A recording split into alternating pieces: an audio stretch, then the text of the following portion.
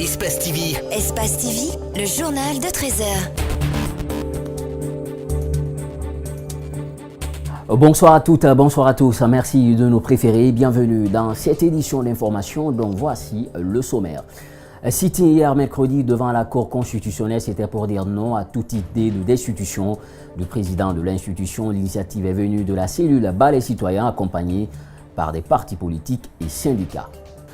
Sur le plan international, à New Bern, en Caroline du Nord, une équipe new-yorkaise de la FEMA, entendue Agence fédérale des situations d'urgence, vient en aide aux habitants sinistrés après le passage de l'ouragan à Florence. C'est tout pour les titres. Le développement, c'est dans un court instant.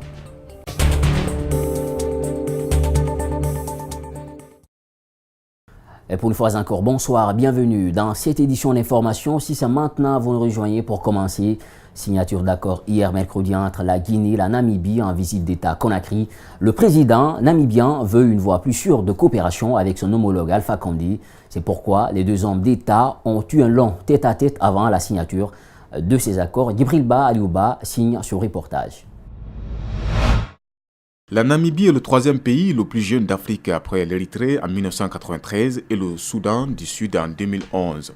Indépendante depuis 1990, la Namibie veut écrire une nouvelle page de coopération avec la Guinée. Son président Edge Gengob, pour sa première fois de fouler le sol guinéen, a souhaité rendre cela effectif avec le président Alpha Condé.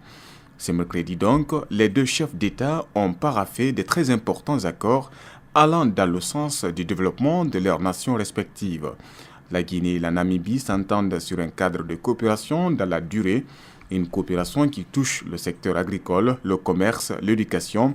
Les deux pays ont également montré leur volonté de créer une commission mixte, ce qui est plein de sens, nous expliquait un des membres de la délégation namibienne. Ce qui va profondément soulager enfin les habitants de ces deux pays. Il y a un mémorandum d'entente d'exemption réciproque de visa pour les titulaires de passeports diplomatiques de service. La Namibie est un pays qui a une économie stable qui repose essentiellement sur ses ressources minières. C'est l'un des plus grands producteurs de diamants au monde. Ce pays a connu une période de croissance exceptionnelle depuis 2010. Du fait notamment des facteurs temporaires tels qu'une politique budgétaire expansionniste, la construction des grandes mines et un crédit dynamique.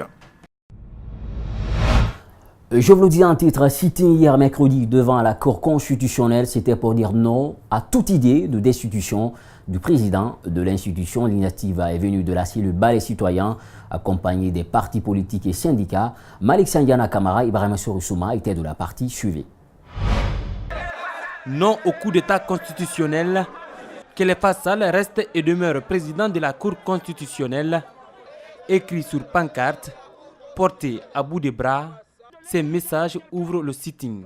En tête du rassemblement, Sékou Koundounou. La Cour constitutionnelle est cette instance suprême qui régule le fonctionnement des institutions. On ne peut pas permettre que des putschistes et leurs complices puissent mettre en cause l'équilibre et le bon fonctionnement de cette Cour. Les membres de la cellule Balai Citoyen n'étaient pas seuls à ce lieu de rassemblement.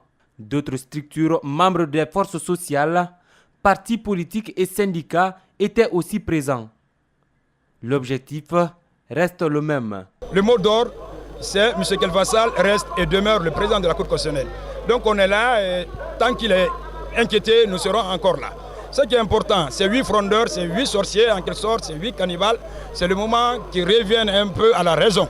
S'ils ont pris l'argent avec qui que ce soit, ils n'ont qu'à bouffer l'argent, mais qu'ils arrêtent de dire qu'ils destituent M. Kelfassal, sinon le moment viendra où on va les trembler tous à la justice. Son discours qu'il a fait lors de l'investiture du président Alpha Condé, cela n'a pas plu au président. Jusqu'à présent, ils sont en train de pousser, manipuler les gens pour vraiment l'enlever, pour venir faire leurs sales besoins. Et cela veut dire un troisième mandat. Et les Guinéens, on ne va pas se laisser faire. Leur démarche continue à être décriée, mais les conseillers frondeurs ne l'entendent pas de bonnes oreilles. Ils comptent même installer leur nouveau président le 27 septembre prochain. S'ils ne lâchent pas prise, Sékou Koundounou promet de ne pas lâcher prise non plus. Ce soir, on a une réunion avec toutes les forces vives de la nation. D'autres actions seront projetées dès ce soir. La mobilisation était moins forte. Ceux qui ont répondu à l'appel ont manifesté dans le calme sous la vigilance des forces de sécurité. Tout a pris fin aux environs de 11 heures.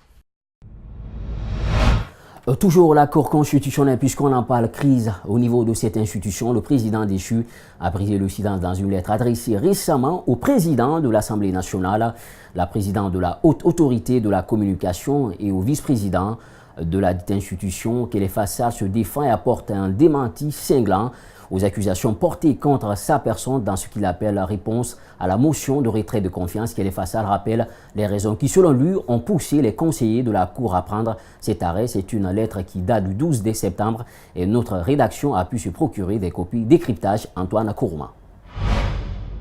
Dans cette lettre de 3 pages, Kélé Fassal, le président destitué de la Cour constitutionnelle, fait une réplique cinglante. Dans le premier paragraphe de sa lettre, Kélé Fa écrit: Par la présente, je me fais le devoir de signaler à votre intention et celle des autres signataires des contre-vérités dont vous êtes coutumiers. Le 16 août 2018, les membres de la Cour, à l'issue de la réunion, ont définitivement adopté et signé le projet de décret portant modalité d'application de la loi organique L-2011-006-CNT du 10 mars 2011 portant organisation et fonctionnement de la Cour constitutionnelle. Toujours au sujet de ce projet de loi qui fait polémique et pour lequel les membres de la Cour estiment que Kélé Fa les a trahis en tenant des propos mensongers, le principal concerné répond: Ils se limitent dans leurs documents à faire des déclarations fantaisistes. Qu'entendent-ils par déclaration mensongère? Ils oublient que chaque réunion à la Cour est constatée par un procès verbal signé du greffier et du président de séance et conservé au greffe. Il serait important pour se situer de consulter les 10 procès-verbaux pour juger de la bonne ou de la mauvaise foi de chacun. Néanmoins, je trouve lamentable qu'on en arrive là. Dans le souci d'apporter un démenti aux accusations portées contre sa personne, le président destitué de la Cour constitutionnelle dit comprendre les raisons de ces agissements. Il est plus qu'évident que le but poursuivi par les 8 membres est la mise en place au sein de la Cour d'un organe leur permettant de partager entre les 9 membres tout bien matériel et numéraire mis à disposition pour le fonctionnement. Le souci de bonne gouvernance administrative et financière de la Cour peut exiger de la part de ceux qui en doutent la demande d'une mission de vérification des services de l'État habilités. Pour clore et enfoncer le clou, Kélé Fassal fait savoir comment se fait le contrôle et la vérification du budget alloué à la Cour. Retenons définitivement que le contrôle et la vérification du budget de la Cour ne relèvent pas des attributions des membres de la Cour. La loi organique a désigné le président de la Cour ordonnateur et a défini les personnes qui sont toutes de l'administration auxquelles il peut déléguer ce pouvoir. Toutes les décisions rendues à la Cour sont prises à défaut de l'unanimité à la majorité des membres présents. Il n'y a aucun problème jusqu'à ce jour à ce niveau. La crise à la Cour constitutionnelle continue d'alimenter les débats en Guinée, contrairement à la thèse défendue par plusieurs hommes de droit pour Dr Alassane Makanira Kaki.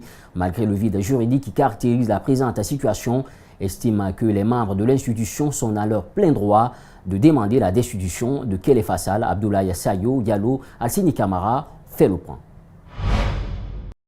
Il était quand même bon en réclamant qu'on cherche quand même à mettre un cadre juridique pour qu'on soit suffisamment imprégné, pour qu'on ne réclame pas le contraire. C'est par ces mots que Dr Alassane Makanira Kaki a entamé. Il estime ensuite que les conseillers n'enfreignent pas à la loi en tentant de destituer Kélé Fassal. L'article 93, alinéa 4, et l'article 11 de la loi organique portant Cour constitutionnelle et l'article 99 de la Constitution verrouillent le cadre et les met pleinement dans leurs compétences. Même si c'était frappé d'irrégularité. L'article 99 dit que l'arrêt de la Cour suprême est sans appel, la Cour constitutionnelle est sans appel. Cet arrêt contre le président de la Cour constitutionnelle est qualifié de manipulation politique par certaines langues. Cela n'est pas dans les calculs du juriste. Lui, il sait juste que le président peut être destitué en cas de condamnation pour crime et délit ou de parjure. Et c'est là que le vide juridique intervient dans cette affaire. L'article 83 explique comment ça se passe pour qu'un membre de cour soit poursuivi. Donc toute la procédure est là.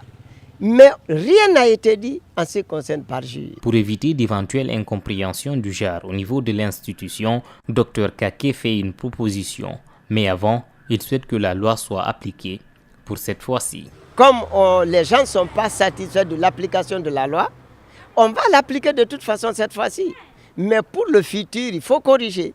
La loi, c'est comme ça, mais on ne corrige pas au moment de l'application.